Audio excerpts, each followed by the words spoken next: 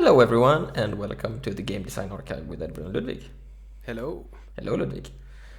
Today we are gonna talk about leniency. Yep, that's it. Leniency. Yes. You, So, Ludwig. yeah, a very, very abstract and perhaps unclear topic. But I feel like in game design circles nowadays, there's like this common game design wisdom to be lenient towards the player. And so, like, I think the saying is that you shouldn't actually, like, the game should try to do what the player intended for the game to do instead of what the player actually did in the game. And one very common example of this is Coyote time, right? So it's like there's a small time window where you're technically off a platform in a platformer, but you can still jump because, like, what people say is that, you know, like the human brain is bad at registering whether you're actually standing on the platform or not. So sometimes people will accidentally walk off and still think they're on, and they press space and then they don't jump and they get mad and angry and so on. Yeah. I think we talked about this before, by the way. I just want to point that tiny thing out that like I'm not. So if it's like very what do you say, like extreme Coyote time, obviously it's for that reason, right? But like I feel like part of the reason why Coyote time is so popular these days is because computers, like the way games are coded, there's so much input lag and stuff, right? So it's not actually the person thought he was there but he wasn't. It's like no he literally clicked on the button when he was standing on the edge, but the games are so laggy that you need to have Coyote time to adjust for it. But obviously there's more extreme cases of it. I just wanted to point that out as a I think side especially thing. like with platformers, because platformers are very common, like area where designers do this kind of thing. I think for those that's very much true. I think also, like, well, no, actually not then, because another very common thing to do, right, is to buffer a jump input, right? But that would be the opposite then, right? So whatever. Would it be the opposite, say that? You mean when you like you press before you land is what you're saying, and right? so it that would like be the saves same. the input. It would be the same, right? Because the input No, is, it wouldn't, because no, it would be because if you like your character is gonna land before and then no, but you press before you land. I see what you're saying. So that's the so opposite. in that case it's bad. But anyways, yes. And I think one game that always gets brought up when these things are discussed, especially among platformers, is Celeste. And I think the reason for this is that the Celeste devs have like gone out and said like, oh yeah, we did a bunch of this, like input buffering, Coyote time, you know, helping the player along the way, and so on and so on.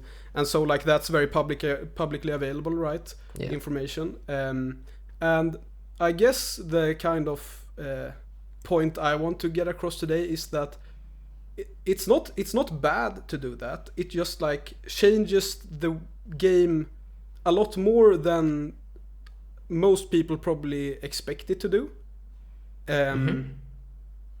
Like leniency in general. So, like, if you look at something like Celeste, I mean, one thing there, like, it even has leniency in its gameplay loop, right? Like there is a lot of checkpoints. And stuff like that. Again, sorry, continue. Well, because if you look at Celeste, that's kind of what I was gonna get to, right? Because if you look at Celeste as a game, we've probably discussed this many times before in previous episodes. So if you watched before, you've already heard it. But like, if you look at Celeste, it's very how would you say it? Like, it's not very execution based. It's more like you're trying to figure out what to do, and actually doing it isn't that hard, right? I haven't played it, so you will have to be the judge. Well, it does have like super weird and insane like challenge levels after you finish the game, but I'm talking about the main game here. So it's like most of the game is actually pretty easy to execute. It's just like, or well, like, it depends, because it's like you can have some like fairly long chains where you're supposed to like chain a bunch of jumps and stuff. But like, yeah, because Celeste is so lenient, it's like as long as you kind of understand how you're supposed to chain it, you'll usually like have an easy time. Like there are some jumps that are a bit harder, but for the most part, that's true. Yep. And this, I know you hate when I say stuff like this, but I think for a like precision platformer or whatever you want to call Celeste does feel pretty puzzly to me. And I think the reason for that is like because of this, right? Okay. And so the counter example to this that I wanted to bring up, it's not a pure platformer, it's an action platformer with combat and stuff, but it's also one that we've brought up many times before. That's Vulgar the Viking, right? So Vulgar the Viking has very restrictive platforming because the jump arc is fixed. And so when you've pressed jump, you jump and then you can't control it, and you just if you did a bad jump, you're fucked and you just fly into the spikes or whatever. Yep. And it's not exactly the same as like Coyote Time and stuff like that. I'm not sure how much Coyote Time Vulgar has, but it's still like, does it have any? I don't know. Yeah. But it's still like on the opposite spectrum of the leniency, right? Because in Celeste you have a lot of air control and stuff, and in Vulgar you have none. Yeah. And so if you look at a game like that, it's way more, what do you want to call it? Like execution is not necessarily the right word, because there is a lot of execution in Celeste as well. I have a way I look at it. Yeah, go ahead. If you want to. Yeah, sure. So I don't know if I completely agree with your puzzle thing, because to me it's more like if your game is very lenient. Like the goal of a puzzle game is to solve the puzzle, right? So I get what you're saying, but the goal of something like Celeste is not to solve it, it's still to execute it. So it becomes this like execution. Like this execution. How do you say?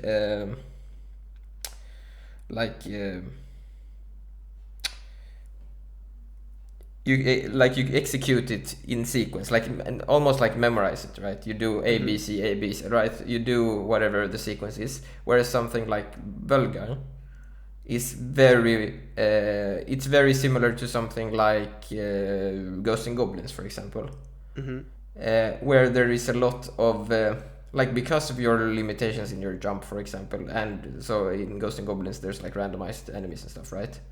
It becomes more strategical, and so it becomes more you need to like react more, if that makes sense. You don't execute like I do next thing, I do third. You get what I'm saying, right? You need to because, for example, your jump arc is the way it is. You can't just adjust and like fix it. Does that make sense? Yeah. Like you need to think about the way you execute things more. I guess it's a bit different because Celeste is like a it's like platformer a game, right? Yeah, pure platformer, and these are action games, so they have more like strategic elements. Yeah. Because I guess that also depends on like how static it is and stuff, right? What were you gonna say? Well, yeah, I was gonna say like like, yeah, I wouldn't say Celeste is a puzzle game, right? But the thing is that for the most part in like the main game, not the challenge levels and stuff like that, execution isn't that big of a deal, right?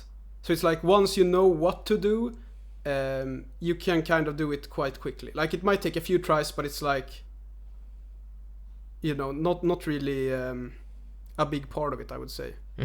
And the reason why I would say it's kind of puzzly is because, like, if you look at a puzzle game, like, for example, Steven's Sausage Roll or something, it's like, it's obviously a very different game from Celeste, but like in a way it's somewhat similar, where it's more about knowing what to do than about executing it consistently. Maybe that's also part of it, that Celeste has it's very checkpoint heavy, so like consistency doesn't really matter, because you can just reload. Couldn't you make, like, I think there's two things here, right? Because what the leniency does is it makes it more reactive as opposed to like that's true. Like the coyote time and stuff. Whereas like because you could make a game that is very what is the word, like movement is stiff, but it's also like very like fixed execution, right? So it's like Celeste. So then it's also like kind of puzzly, right?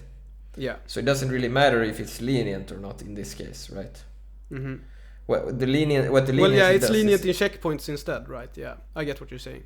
Yeah. No, I think that's a good point. And like, I think the main takeaway from this is that like it's not one is better than the other, right? We're not saying that Celeste is a bad game because it's lenient, or we're not saying that Vulgar is a bad game because it's not. It's like it totally depends on what kind of game you're going for. Like obviously Celeste is going for a very whatever you want to call it, like, you know, very lenient, try the same jump 50 times until you actually do it and then you move on to the next jump. Whereas Vulgar the Viking is way more, as you said, Edvard, it's a lot more strategic and like random, and you need to be ready for things to go wrong and stuff like that. And I mean, there's a scale there as well. Like Ghosts and Goblins is way more like that than Vulgar as well, right? Yeah. But I wanted to like just to clarify what we mean here. So I wanted to add another like thing here, which is that if we take another example, which is Paris, right? Paris. A lot of modern action games has Paris, which is I mean, it depends on how it's implemented. I mean, the way it's implemented in most modern games, it's very lenient, right? Yes. And so, like the point, at least I kind of want to get across here is that I think developers should think more carefully about when they add leniency in their mechanics, right? Because like you started out saying, right, the way I hear most designers talk about it is that, oh no, you should make it like as lenient as possible so it like matches what they have in their head or whatever you said, right? Yeah. But the player intended to do. But the problem is like, for example, I don't have a concrete example here, but let's say there's a game and you can get like surrounded by enemies or something, right? If you can parry yourself out of that situation, for example, that changes the game fundamentally, right? Yeah. Because of how lenient it is. It sort of ties it back to the jump thing, right? Where it's like you need to be more strategical with your jump because you can't get out of the same amount of situations, right? You need to use more strategy. So it like fundamentally changes the game a lot. Which you might want sometimes, right? For example, I mean, Sekiro is a decent example, right? It's not the best game ever, but it's pretty fun, right? Yeah. And it's like you just parry. I mean, it's just reactive, right? You just click the thing when the thing happens, right? There's nothing else going on. It's literally, you know. And then it's like they have these other things that they swap in sometimes, like you need to jump or whatever, right? So it's like parry. Oh, now I need to, you know, right? It's like Simon Says or whatever, which is like fine, right? So you can do it in that way, and you can also do it in the other way, and you can also mix, right? But I feel like a lot of the time these days they're sort of making mechanics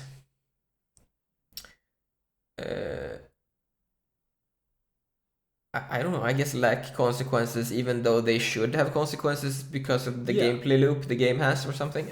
This was a very weird way to say it. I think that's like a very good point, because I think, you know, parries are like very much a like consequence of I think, at least I might be wrong, of course, but like I think that parries are like a direct consequence of like this idea that like games should be super fair. Yeah. Like parries evolved from that idea, and like it's very common nowadays because that idea is very popular, that like games should be super fair all the time. And like the problem with that is what it is, right? Yeah, exactly. So because they say like, oh well, you know, because what designers will say is that, you know, oh, the player should be able to like fix their mistakes or whatever. So we add a parry, you know. That's the typical kind of thing they say. Yeah. And the problem with that is that when you add a parry, you essentially nullify every mistake that the player has done up until that point. So it's like take your example, right? It's like you're being swarmed by enemies, and like you ran into a corner, and now you're stuck in a corner by like with a swarm behind you, and it's like, right, if you don't have a parry, then you might not be able to do anything in that situation, and it might be frustrating and whatever, you know what people say. But the thing is that you made a tactical error in like getting yourself backed into a corner, or strategic error, and so the solution to that is that you shouldn't have done that at all, and you'll have to die now and retry or whatever. But what happens because of the like fairness obsession with that's like in fashion in game design right now, is that they say, well, oh, you should obviously be able to get out of this situation because like it's unfair that you can't do anything about it. And then they add, you know, a parry or whatever, and then everything becomes about parry because the parry, you know, cancels out everything else, right? It's like a get out of jail free card, right? Yeah. And so some games balance the parries a bit so that like it's not totally overpowered, but a lot of modern games don't. Like the parries are super overpowered in a lot of games. Yeah. So like if you look at something like Sekiro, as you said, like that's a pretty decent game, even though it's very parry focused, right? So it's not that adding parries will automatically make your game bad. It's just that you get a very different game, because Sekiro is very obviously a parry focused game, and it's about parrying, and it's like it's kind of the game that popularized parrying, right? So it's like it's very parry focused. There was lots of games that had it before, but maybe popularized it might be a good way to say it actually, but like there was still a lot of it going on before. Whereas if you look at something like Dark Souls, like even if Dark Souls has parries, right, it's not nearly as parry focused, and so it becomes a lot more about like dodging and like keeping distance from the boss and having good fundamentals. I mean, iframe dodges are also an issue. Yeah, that's true. They are a bit OP in a lot of cases, but but they balance it a bit with like the stamina and stuff. I guess, but like it's an interesting like thing to think about, because like an example, I don't think most people agree with this, maybe not even you, but like an example of this that is like really interesting to me, that I like, I guess it's sort of one of the earlier games where I realized this kind of thing, right? Which is it's gonna sound really silly, but it's the Call of Duty's zombie mode, right? Yeah. Because in that mode, right? That mode would not be interesting if, like, the entire thing that makes that mode even a little bit interesting is the fact that you need to think about what's gonna happen next, right? Because if you could just, and there's like some weapons or whatever that have to get out of hard situations, of course, right? Sometimes. I mean, there doesn't have to be, but like there is, and that's fine, right? Like, for example, if we take shmups, right? Shmups usually have bombs which help you out of hard situations, right? So I'm not saying you can't have ways to get out of, like, correct your mistakes in a game.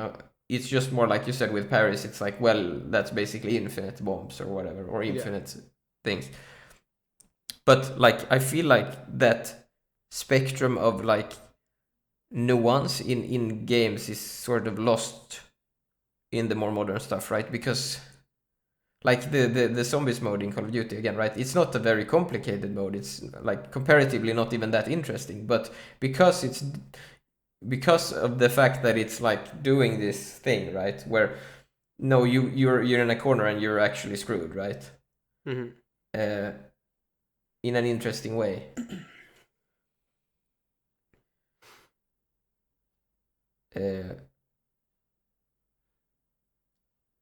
What was I gonna say? Yeah, like it becomes very strategic in a way. Yes, and to be clear, like obviously, it's also hard because like doesn't all games with hordes do that where they overwhelm you and stuff, and it's like it's a bit more involved in this case because like there is actually, I don't know how technical we want to go in, but like, there's a very limited cap on how many zombies there can be on the screen, right? And they can have a lot of health. So if you know how to move around it, it's like very movement based game, right? That's the interesting part. Yeah, I don't know if that's a useful example at all. I apologize, but I came up with an example while you were talking. You inspired me, and I think I've brought this example up before, and that is The Witcher 3. So basically, this was a long time ago, so I might be misremembering things. But I remember that like I had heard that the hardest difficulty in The Witcher 3 was like super hard, super hardcore, and only real masochists can do it or whatever. And so when I played The Witcher, I was like, oh, I guess I'll try the hardest difficulty and see how hard it is. And I very quickly realized that it wasn't hard at all. And the reason for that is that the like basic sword enemies, if you spam attacks against them, they will like parry your attack after a while. So it's like if you do, I don't know what the number is, but like if you do 3 or 4, like if you just spam 3 or 4 attacks towards an enemy, they will like parry you, and you like you get stunned for like a second or two. And so this is like supposed to punish you for spamming, essentially. Yeah. So if you spam, you get stunned a little bit. The problem is that this stun is short enough for you to then dodge out of danger. Yeah, I think you described this example one time before in the podcast. Yeah. And this is like a very good example of exactly. So there's no consequences. You can just keep going. So this is like the stun window is way too lenient, right? Because it's very obvious that the designers thought like, oh yeah, we should make the stun window short enough so that you can dodge out of danger, right? Because you should be able to react to your mistake or whatever. Yeah. But the problem is that the mistake you made was that you spammed, and you should be punished for it, right? That's the intent of the stun. But then they make you able to dodge before the enemy, like, yes, they're attacking, like they're punishing attack. You can dodge away before that. And so all of a sudden, it's no longer a punishment. And so there's actually no consequences whatsoever to spamming. And so that's kind of the problem with leniency. Like it's very obvious that the designers wanted it to be lenient, but then it kind of ended up defeating the whole point of even having the like parry stun thing that the enemy does. Maybe that example makes a lot of sense. I hope. I think it makes more sense than mine. Yeah. Now, there is one type of leniency that I am. If you'll allow me to move ahead, by the way, maybe you wanted to say something more. No. Yeah. There is one type. I generally try to steer away from saying things are objectively bad. But there is one type of leniency that is objectively bad. Controversial opinion, perhaps. I hope not. And that is the famous Sid Meier RNG, which we bring up in like every other episode or whatever. So the idea is that, you know, in games with RNG, such as XCOM and so on, what Sid Meier RNG means is that it's essentially the RNG is manipulated to like match player expectations more or whatever. So like, for example, if it says that you have an 80% hit chance when you're targeting an enemy in XCOM, you actually have a higher hit chance because most people expect an 80% hit chance to basically always hit, right? Yeah. Which like is not true at all. And that's the first one, right? Not the second one, if I remember correctly. I don't remember which one. I think people, I don't know, I remember. Yeah. You can use Fire Emblem as an example, they do it as well, right? Yeah. But yeah, so the idea is that, the player expects an 80% or 90% or whatever to always hit. Let's take 90% because it's a better example. So they see that it's a 90% chance to hit and they expect it to hit. And when it doesn't, they go, wow, this sucks so much. It was 90%. It should have hit, right? And so what they do then in XCOM, at least one of them, I don't know if they do it in both or only one, is that they manipulate the RNG so that if it's 90%, it's actually 95 or whatever. Yeah. And so you basically never miss when there's a 90% hit chance. And the idea is that, it's this leniency thing again, right? Yeah. It's the player expects a 90% hit chance to always hit. So the game designers make sure that that's kind of what's happening, right? And the problem with that is that you're like actively deceiving the player in a malicious way, right? Kind of. I think it might be because it's like a real world applicable thing, right? Yeah. Because when with Coyote Time, it's like it doesn't translate to anything in real life, right? Where it's like, I pressed the button before I jumped off the cliff. It's like you're not gonna press a button when you jump off a cliff in real life, right? But RNG, like numbers, random numbers, like statistics, are actually like a real world thing. Yeah. If that makes sense. So it's way worse to lie about them, I think. Yeah, I also think that it's more like, I think one part of the problem is that they are actively saying something that is not true, right? So with a Coyote Time jump, the developer isn't saying like, oh yeah, you're only gonna be able to jump when you're on the platform, right? True, They're not saying anything at all. They're just adding the Coyote Time in silently, and most players don't notice it, right? Because it's so subtle. But with the XCOM example, the developer is actively saying, oh yeah, you have a 90% hit chance, and then you actually have like a 95 or whatever. Yeah.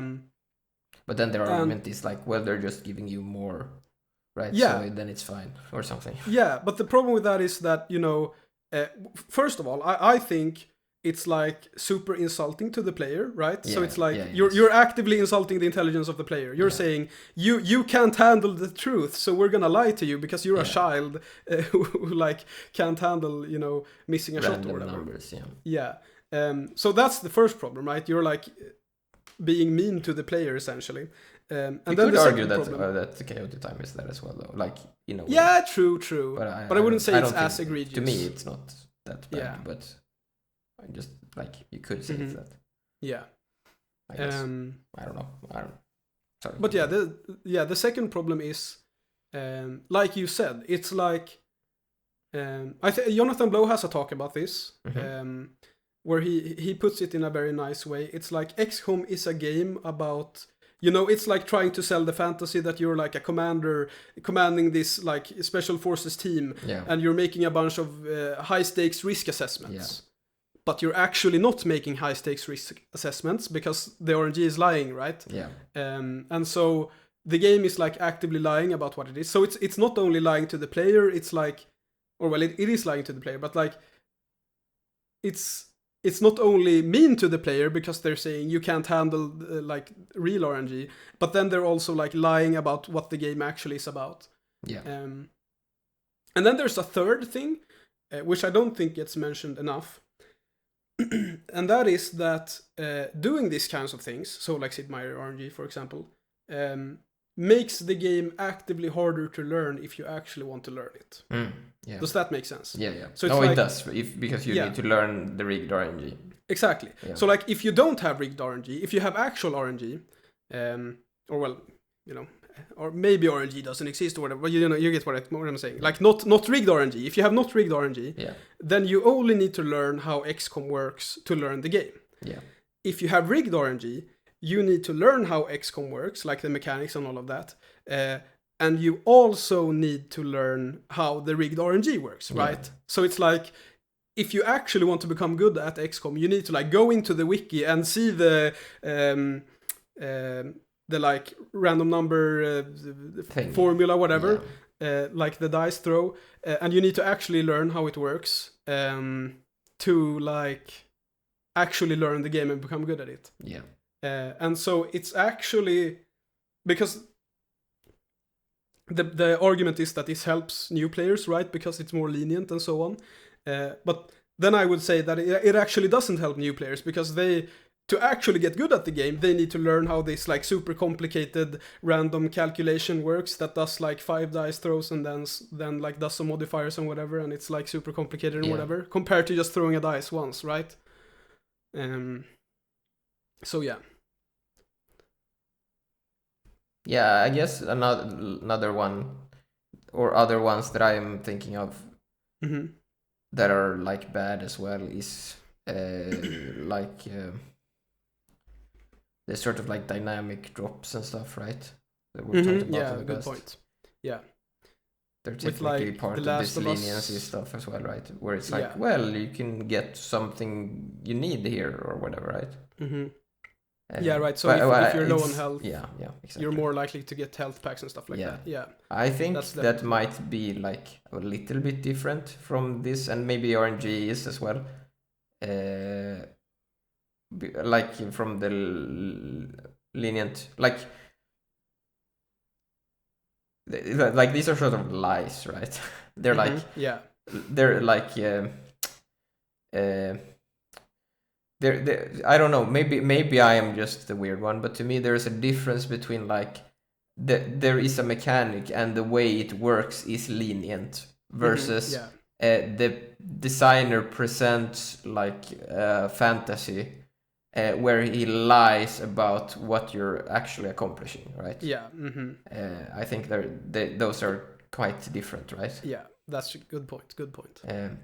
Which is like I'm gonna bring that up here as well, which is like interesting because I don't know how I feel about it, because like, so I've seen a lot of dynamic difficulty is what I'm gonna talk about, so you're clear, so I don't ramble without saying what I'm talking about. So dynamic difficulty is this interesting thing, because like I see a lot of people that like a lot of people talk about it in a good way, right? Like even people that I would argue, you know, are more on the understanding of what we're talking about side, right? Yeah. And like schmuck people, for example, talk about it a lot, right? And it's one of those things where I don't quite know how I feel about it, because like I see some of the examples where, so like Battle Garega, for example, it's like it's really interesting how the dynamic difficulty works there, and maybe it's the fact that like people know how it works and it's like very transparent these days, like it wasn't back in the day. But like, for example, on the PlayStation 4 port, it's like on the screen, right, what your rank is and stuff. And maybe that's the thing, that the game is not lying to you, because like when I think like about the dynamic difficulty, I think of like BioShock, for example. I remember like I've seen some like talks or something from that, where it's like you know, some smug developer talking about how, oh look, you can just lie to the player so they get their like flow, you know, they keep their flow better, like, oh, it's too hard now, so make it a little bit easier, you know, right, behind their back. And then it's like, no, I don't like that, I think that's lying and it's garbage.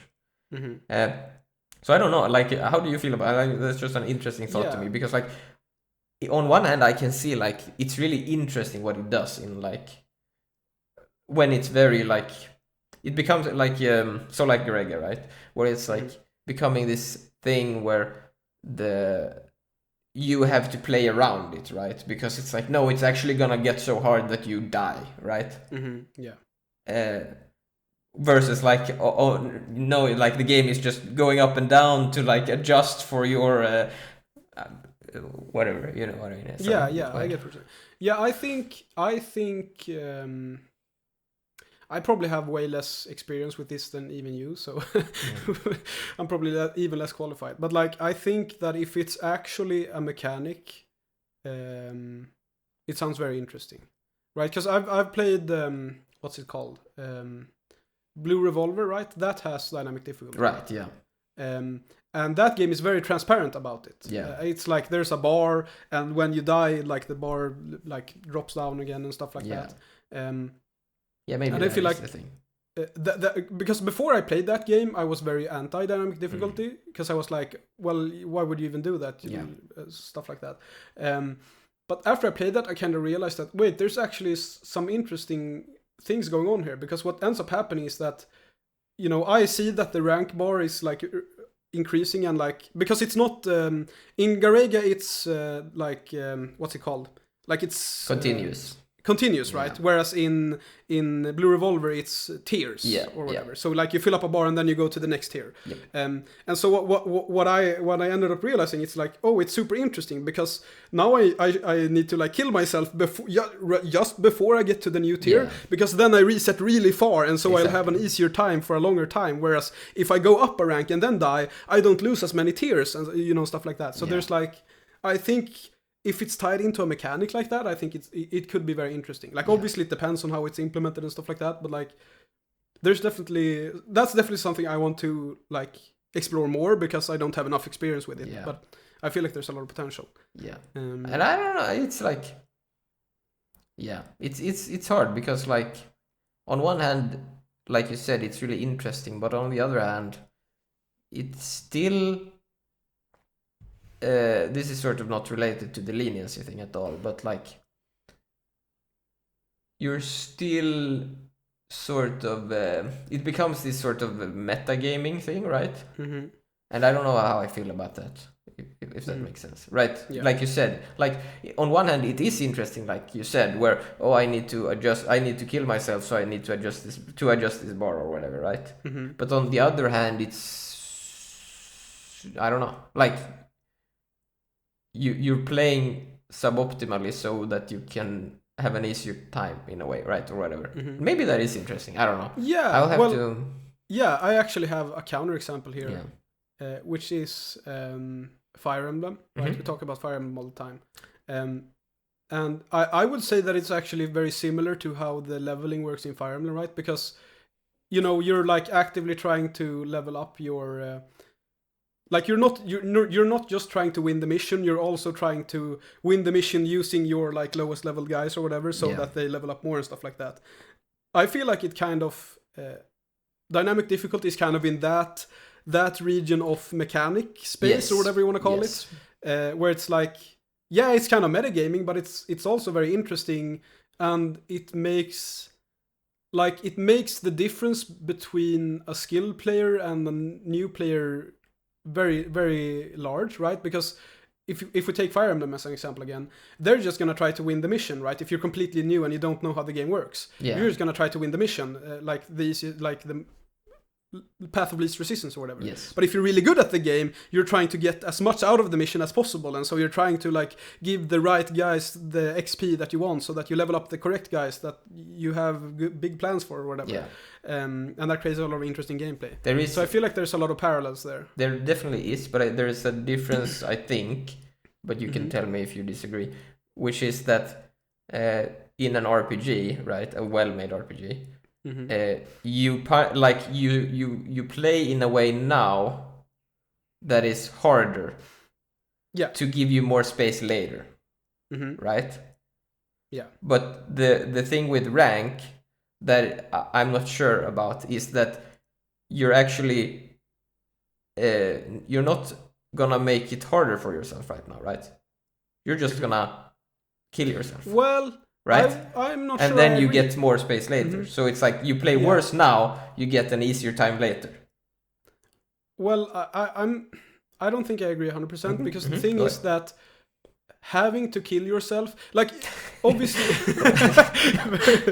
YouTube is gonna love this video. But like having to kill yourself means that you have fewer lives, and saying that, I realized that you could just give the player fewer lives, but then I think there's also value in like having the choice, right? The player can choose between accepting a higher rank and it being harder, or they can choose to die and make it easier, but then they also run the risk of like completely losing because they have fewer lives. So there's a bit of... I definitely think it's interesting. I just don't know. Yeah. It's definitely wanted something to, we need to explore more. Like I Yeah, feel like I should go through Garegga fully at some point. It's Mhm. yeah, maybe Blue Revolver is a good one as well. Mhm. I think the Garegga style is more interesting actually because it's, you might disagree, but like the like continuous thing makes it very chaotic, right? Mhm. Because it's like you get to the same point, and because you shot a little bit more or something, it's like different and stuff, Mhm, right? mhm. So it's very like the variance in gameplay is very high, which is a really Yeah. interesting thing about Garegga. Yeah. It's a I'll have really to- really I'll- interesting game. I haven't looked that much into it, so I'll probably have to do that Yeah. as well. Yeah. Yeah. There was one thing going back to leniency that Yeah, I we should do forgot that to now. mention, or I forgot to ask you, right? Yeah. Because before this video, I said that I had a very good comparison. Going back to Sid Meier's RNG. That I've tried using it on a few people when I've discussed Sid Meier's RNG before, and they didn't buy it. Okay. And I want to see what you think. Yeah, So okay. it's Sid Meiering your RNG is essentially the same as in a first-person shooter. If the player misses, you like lie a bit and make it so that a few of the shots hit, so that the player feels better about themselves. Does that make sense? Where are they aiming in this situation? The wrong place. The wrong like if place. you're missing, it's like the enemy is still taking a little bit of damage or whatever, right? Yeah. You sound a bit skeptical. Maybe it works. I don't know. Right, because I feel like that's it's obviously a little bit different, but yeah, but I think the thing that's interesting is that when I use this example with other designers, they're very much like, no, what are you talking about? That's completely different because aiming is skill based or whatever. RNG isn't skill based, and it's like, RNG. That thing I agree with, like that part of it. Because like RNG is skill based, right? It's like the skill is risk mitigation. It's just like I feel like people are a lot more accepting of leniency when it comes to things that are I would say it's more like control, if you say you should like there's a like chance that if you hit the body you hit the head or something. Yeah. I don't know. Something like that. But it's like, because to me they are like, obviously they're a bit different, but they are still very similar because it's essentially the same thing, right? It's like the player is trying to hit but failing, and so you kind of nudge it in their favor, and then they hit. Like maybe there's like random spread on your weapon, but the spread isn't actually random. It's actually like kind of nice to you if you're missing or whatever, or it's kind of mean to you if you're hitting a lot or whatever, that sort of thing. It feels kind of the same as Sid Meier's your RNG, but maybe I'm wrong. I mean, like if we can stretch that example a bit here. Like if we take hitboxes for example, right? So like hitboxes are obviously a little bit more lenient. Depending on the other, I would say in shooters they're usually not that lenient, right? Because shooters are very precise, right? So like that's because these like first-person shooters. Yeah, first-person shooters. Like hitboxes are usually very close to what the thing is, right? And so like you could think of it that way as well, where it's like, oh, it's like the head hitbox is actually twice as big or something. That's the head you see. Yeah. And then you get all the implications of that, where like, no, you can actually shoot someone before they go around the corner or something because their head is actually, huge or something, right? So stuff like that. So the game is like lying about how big things are or something. I don't know if that works. Oh, you mean that it's like different in that way from like Sid Meier's your RNG? Yeah. Okay. Yeah. I guess. Yeah, maybe. Because like, I obviously understand that some other games have more lenient hitboxes, but the thing is, it depends on like. So for example, sword hitboxes are usually way bigger, right? But it's again, I think for me, I think it's also the fact that RNG is actually like a real thing, right? Whereas like the like the problem isn't necessarily that the hitbox on the sword or whatever is gonna be too short if they make it exactly as the sword. It's because all of the other things are so, you know, gamey anyways, so it doesn't make like they would have to make everything more aligned with reality, right? For the hitbox to have to be more like, it wouldn't be interesting if the hitbox was matching, if that makes sense, right? Yeah, I kind of know what you're saying. Yeah, I don't know. It's interesting why I feel that way about the RNG, but not about some of the other stuff. Well, yeah. Because, like, I don't know. Because, I wouldn't say that a slightly large hitbox is the same as Sid Meier's RNG. Right? Yeah, exactly. But then again, in like a precise game like a shooter, it is worse actually, right? Yeah, like but having a huge head hitbox. Like, let's imagine it's huge Yeah. upwards, right? And you're like crouching behind some cover or something, but no, your hitbox is sticking out above, right? That's, you know. Yeah, well, I think that's less about the developer being like actively deceitful and more about the graphics not representing what's actually going on in the game, right? Yeah. Like, I wouldn't, because the thing about Sid Meier's RNG that makes it so bad is that it's like the developer is like, as you said, they're smugly like rubbing their hands together, like, I'm a genius that is manipulating my player, and they are stupid, and they are a child, and so on, right? Yeah. Whereas with a hitbox that's too large or too small, it's more of a like. Well, like in a way, like Souls, right? So like that. This is like one of the issues with a lot of modern games. I feel like where they are too authentic to reality with hitboxes and stuff. So they do all these like sucky, you know, suck to target and stuff, right? Because you can't hit stuff with the correct size of the sword, right? And so that's like one of the things that From Software is like. People make fun of them, but like it's not like it's one of the reasons why their games feel like nice to play, right? Which is that like the hitboxes of your weapons are comically huge, right? They're not even close to what the weapon is, right? Yeah. So that, I mean, in a way, that's doing the same thing, right? Because it's like, well, your sword is not that big or whatever, right? But I think there is like I think one point there is that there is so many factors that are not matching reality, right? That it's not so simple, because it's like, oh, you're touching there, like, you know, you have the like collision box and stuff, so you can't get closer than this, right? And it's not like you're gonna, you know, slash through, like feel the slashing of the flesh or whatever, right? It's like, no, it's a big capsule thing moving through their body, right? And like triggering a hit, you know, it's like very gamey, right? So it's not like 1-to-1 with the reality thing, whereas RNG is, it's like a real skill with. Go ahead. Yeah, because I feel like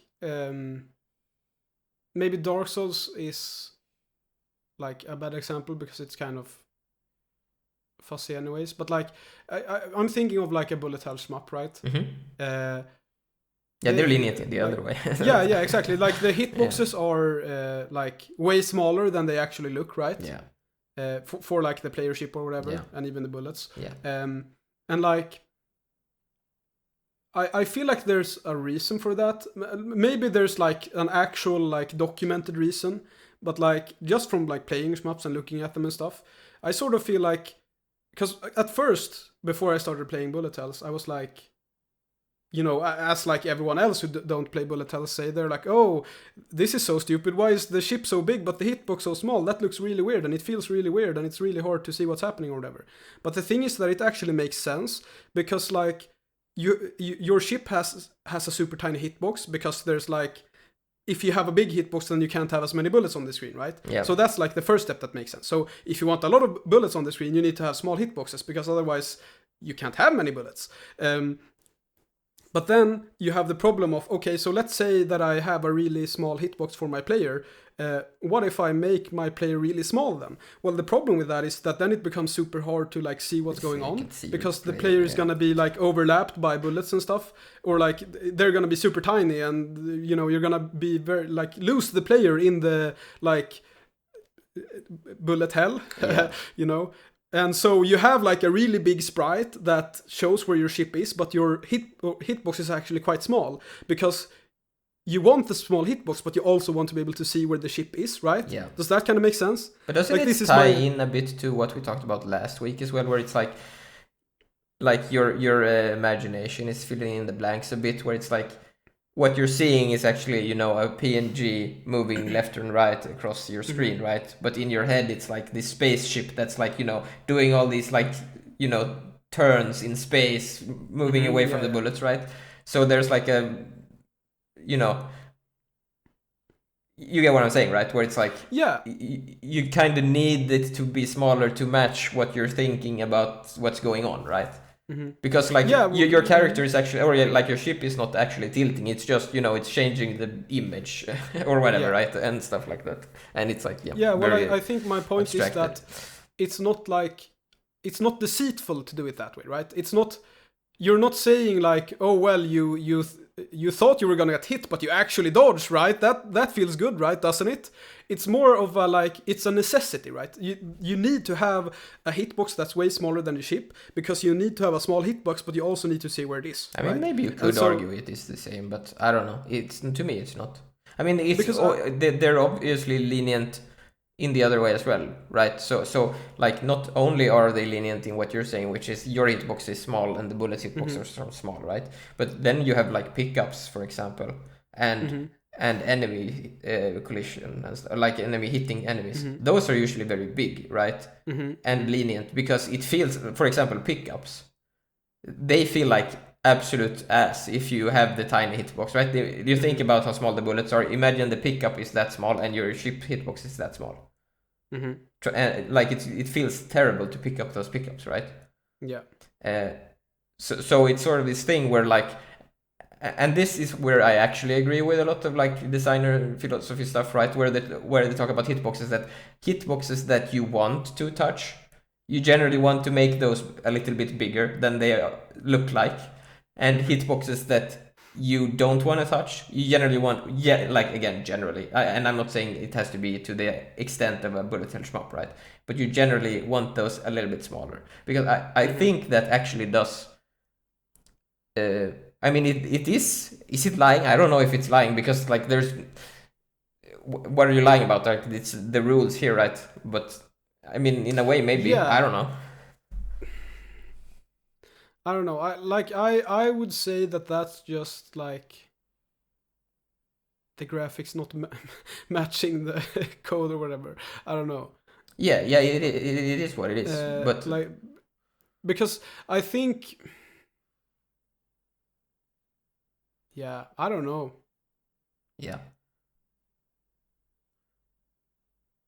I think it. I mean, I think pickups and stuff like that, as you said, that's like a hard one to define or whatever. But like, I feel like a lot of times it's like, if you look at the Dark Souls example, right, where like the sword is way smaller than the actual hitbox. It's like, I think the reason that's the case is that like, FromSoft could have made the sword way bigger to like match the hitbox, but that would look really weird, and so they didn't, right? So it's more of a graphical thing than a... Yeah, the sword would be bigger. Exactly, because it would be like comically large, right? I mean, and it would look super weird really and silly. Swords. Yeah, but it would be even more comically large, right? but I think it's like also part of like the abstraction itself. Like, imagine you swing a sword against another human being in the real life, right? It's like, if you hit their like hand, you're gonna cut their hand, right? Or whatever. Like, you get like, there is so much nuance in the real world, right? Where you hit stuff, if that makes sense, right? Whereas in these games, it's usually, you know, like a big box in the middle, or like a capsule in the middle, right? So like that part of the abstraction also matters, I think, right? Because you can't, like, because of like how animations and stuff are in these games, right? You're not standing like, you get what I'm saying, right? Like Yeah. if you would fight someone in the real life, it would be, you know, way more. I mean, it wouldn't. You get what I'm saying, right? It's not. Yeah. There is way more going on, right? Mm-hmm. Than with these things, and so like for these to feel good at all, right? I feel like, again, like you have the collision boxes, right? Just the fact that those are the way they are, right, makes it yeah. It's also hard to judge distances in 3D space on a computer screen, right? So I mean, Yeah, that's a good another point. thing, right? But then again, you could argue that that's a skill issue. I mean, it is, but yeah. But yeah. Yeah, it's kind of hard to define all this. Very, very fussy and hypothetical. Yeah. But the point is, RNG is not nice to read. Yes. And again, like we said, I think, like you said, maybe it is the intentions that is the problem, right? Because, but then again, I say the hitbox is to feel nice, right? And the RNG is to feel nice, but it's not a straight up lie in the same way to me. I don't know. Whatever. We can talk about this forever. You guys tell us why we're wrong. Yeah. And how this all, like, why is rigged RNG bad, but rigged RNG and like rigged drops and stuff like that terrible, and why is rigged hitboxes not? I think maybe, now that I think of it, maybe you just said we were done talking about it, but now I'm gonna say something. It's that maybe it's the you know, I mentioned the like RNG being a sign of the designer looking down at the player and like thinking they're stupid. Yeah. I feel like that might be the big difference. Where with the hitboxes, it's more like they played it and they were like, oh, this feels like a good hitbox, and then they went with that. Yeah.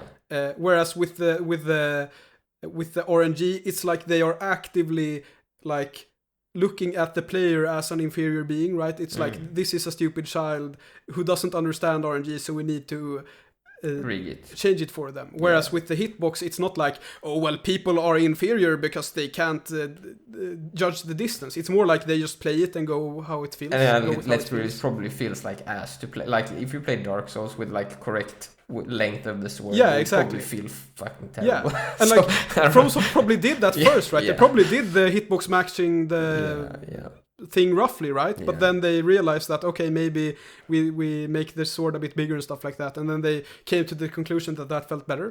And I feel like that's where the difference is. It's like in the intention of the designer in that way. But they even have like, you know, I said earlier that you shouldn't have big hitboxes for enemies, right? They're fairly big on the enemy side as well, right? So they're not super tiny for the enemies either, right? Is my point. So, which makes them more threatening, right? It's like you actually need to dodge or whatever, whereas maybe you wouldn't have to either. Oh, you mean like the enemy attacks? Yeah, like their weapons are fairly big. The second one people are complaining about a lot, because there's like a lot of hitboxes that stay like one thing. So if you're like imagine a stab or something, right? A stab is really hard to do because a stab needs to like have a hitbox that's really short. Because like if you stab someone, you don't want that hitbox to linger too long, but it can't be too short either, right? Because it needs to be dangerous, but it also needs to like what happens a lot in Dark Souls 2 with stabs is that you'll like it will walk into it. Yeah, it will like not walk into it, but it will like do it, and then you'll like be shuffled, you know, it's like and then you're stabbed, right? Because it's lingering too long and stuff like that. Yeah. So that's like you get those artifacts as well, right? If you're I mean, then that's because it's too lenient, I guess. But then people feel bad about it as well. You know what? Let's move on. Yeah. we should have had an episode just dedicated to hitboxes. Yeah. We'll do that too. We'll write that down. The hitbox episode. I think that would be interesting, actually. Yeah.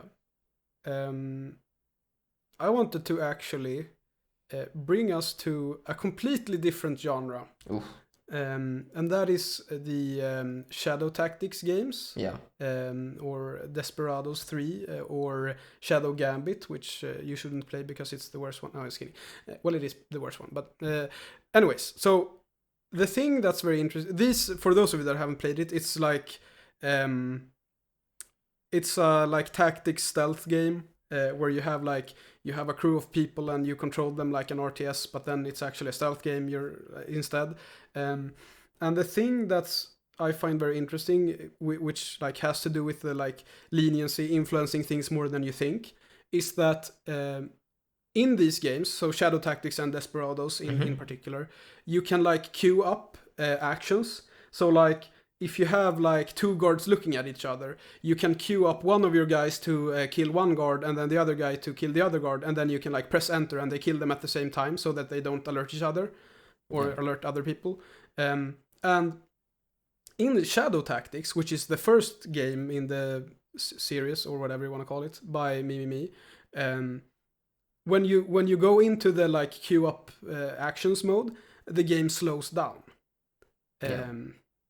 In Desperados 3, the game pauses when you do that. And like this like completely changes how the games are played. Sorry. So it's like, because the thing with in Desperados is that you can like you can essentially pause any time, right? So it's a real-time game, but you can essentially pause any time and like queue up an attack or whatever, queue up an action. Whereas in Shadow Tactics, you need to be like way more careful because you can't pause all the time. So what'll end up happening in Shadow Tactics is that it tends to be more like individual focused what you're doing in the game, if that makes sense. So it's like I'm taking one guy and doing one thing, and then I'm taking the other guy and doing another thing, and then I'm taking a third guy and doing a third thing, and then maybe in the end I'm like doing everything one move together with everyone, right? Whereas in Desperados it's way more like setup heavy, I kind of want to call it. So it's like you get into the like section, and then you're like, okay, I paused the game, and then I like set up like a weird insane chain of like attacks that like kills all the guards at once. Which like it's not like, I'm not saying that's worse, right? It's just a very different game. Because like the way I used like to compare it is like Shadow Tactics, it's more like slowly untying a knot, right? Whereas Desperados, it's like you're like very carefully planning for like 30 minutes, and then you just like cut the knot off with like an axe, like in one move, and like just from that change, because otherwise the games are like almost identical gameplay wise, right? Like they have different characters and different enemies and stuff like that, and different abilities, but like the core gameplay is basically the same. The difference is in Shadow Tactics you can't pause, and in Desperados you can, and like it creates a completely different game feel, and like it changes the way you play the game completely, which I find very interesting.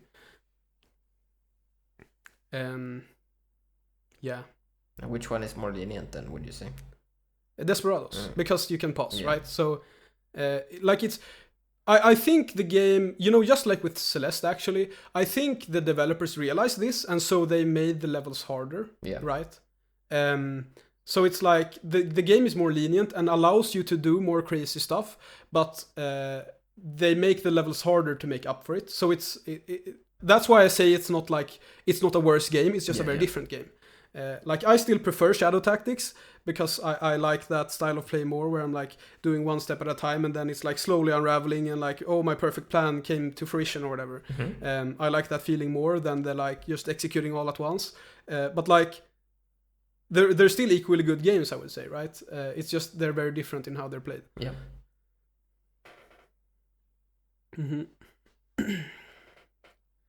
Yeah. Did you have anything you wanted to bring up, Edward? Yeah, I guess we wanted to bring up like rollback netcode as well, a little bit. Yeah, go ahead. So that's obviously another leniency thing, right? In a way. because it's, or is it? I don't know. Now that I think about it, is it? Would you say it is? No. Maybe it's a bit different. Yeah, I would not say it's the same, right? Yeah. Because that's more like making sure, like that's more making sure that like internet It's stuff faking works. the visuals. What? It's like faking the visuals, right? Yeah. So that you think you're seeing something that you don't. Well, is it really, right? Isn't it more that like it like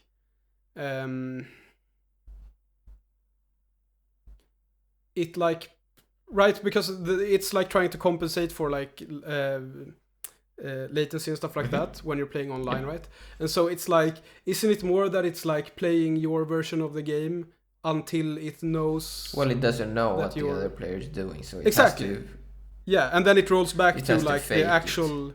Yeah, it fakes it until it knows what is actually happening, and then it rolls it back, right? Yeah, but the consequences of that is that you don't actually get to see what the player actually did. If that makes sense. Do you get what I'm saying, right? Yeah. Because like when they like, it's rolling back to before now, right? Which means that they have already started the action, so you didn't actually get to see when they started the action. Does that make sense? Yeah. Yeah.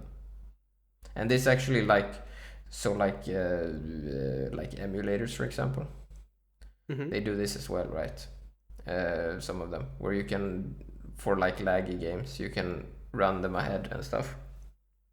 Oh, with like input lag and stuff? Oh, okay. So they'll like generate future frames.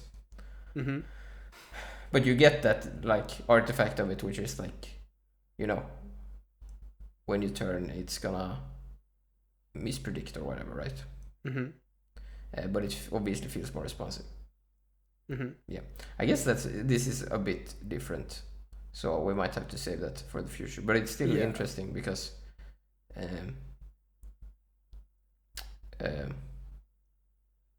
yeah, I guess it's another thing I don't know how I feel about, right? Because like on one hand it's really nice because it feels really nice, but on the other hand it's lying again, right?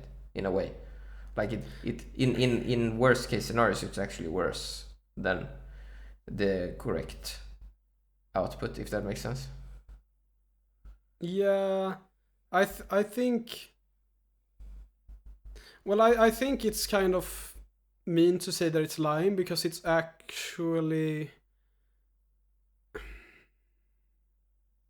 like, it's kind of hard with like multiplayer stuff because there's it is hard. No actual. But the problem is so it's like fighting games like it a lot, right? And there is like, and that's where you get the most benefit, I would say, as well, right? But the thing is, you and I think one of the reasons why people don't mind it as much maybe is because you actually like play very tactically, not reactively in a fighting game, right? It's like you know what they're gonna do or whatever, because you literally miss like half of the animation if the input lag is too high, right? Or like not input lag, sorry, the latency, right? Yeah. Like it will literally rewind.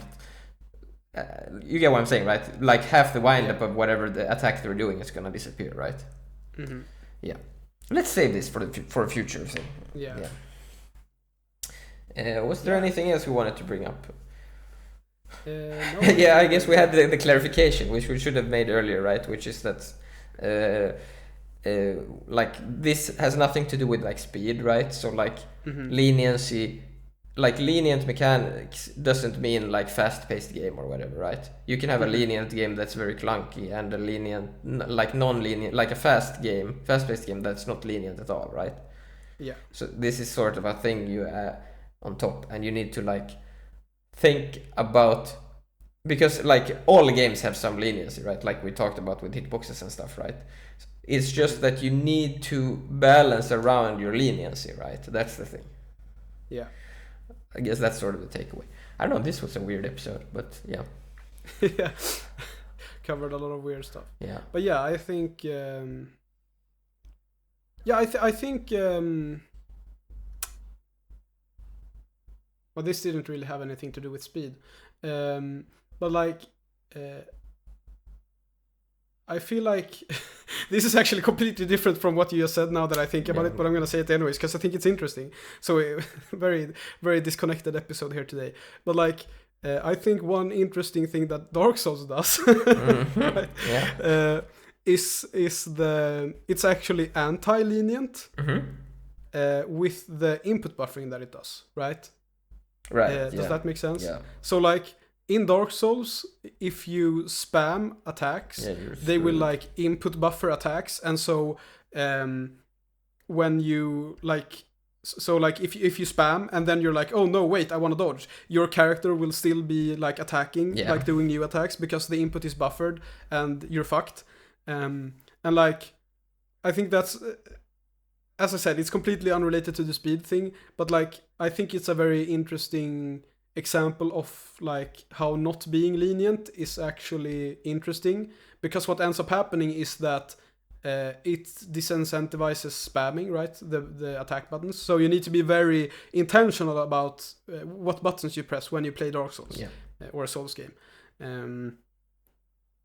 I think the reason that I thought of that when you said speed is because like Dark Souls is a pretty slow game. But yeah. I don't know. Very, very disorganized episode this day, but I think we covered some interesting things. Yeah, hopefully, maybe, potentially, possibly. So, yes. So yeah, thanks for listening, everyone. Don't forget to leave a like or dislike and a comment and subscribe and all that. Yeah, I guess that's it from us. Yep. Goodbye. Goodbye, everyone.